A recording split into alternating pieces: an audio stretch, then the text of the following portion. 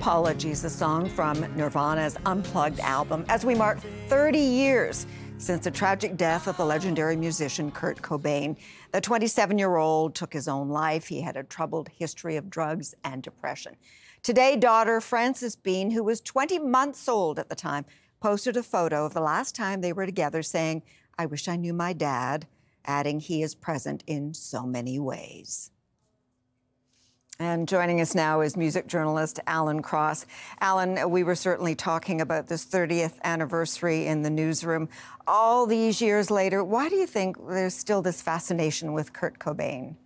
I think there's a couple of reasons why we're still talking about him. First of all, there's the idea of the doomed artist, poet, rock star, person who didn't want to be famous, who was thrust into fame and then decided that he was going to take things into his own hands by very dramatically checking out of this existence. So that's number one. Number two is that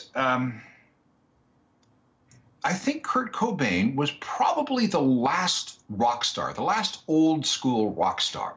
Remember that when Kurt dies in April of 1994, we are just getting into the internet.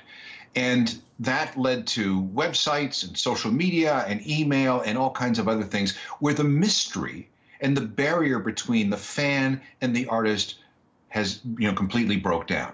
Before the internet came out, it was all about mystery. You didn't know who these people really were. You didn't know about them hour by hour, day by day, week by week, like we do today.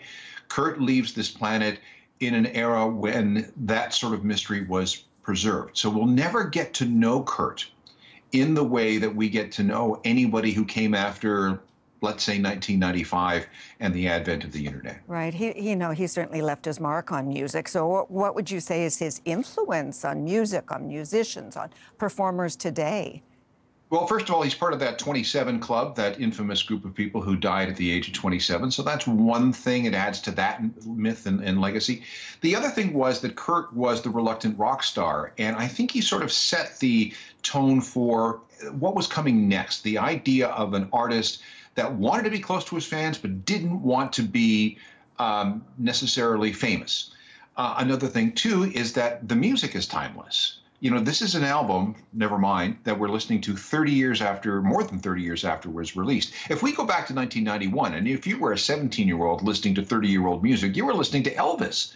The idea of a 17-year-old listening to 30-year-old music today, and that includes Nirvana and Nevermind, that's completely normal. That tells you exactly how enduring, how timeless this music is. I just read an article recently about Generation Z, people born in the 2000s, who are really seeing an affinity for Kurt because of his authenticity. Well, you have to wonder, had he lived, we can play this game, I suppose, what he'd be doing today. He'd be in his 50s, that's for sure. Yeah, I think he would have broken up Nirvana, and I think he would have gone towards a more singer-songwriter acoustic sort of sound. He didn't want to do what he was doing anymore. I think he would have been a much more gentler sounding artist had he lived. Alan, thank you as always. Appreciate the insight.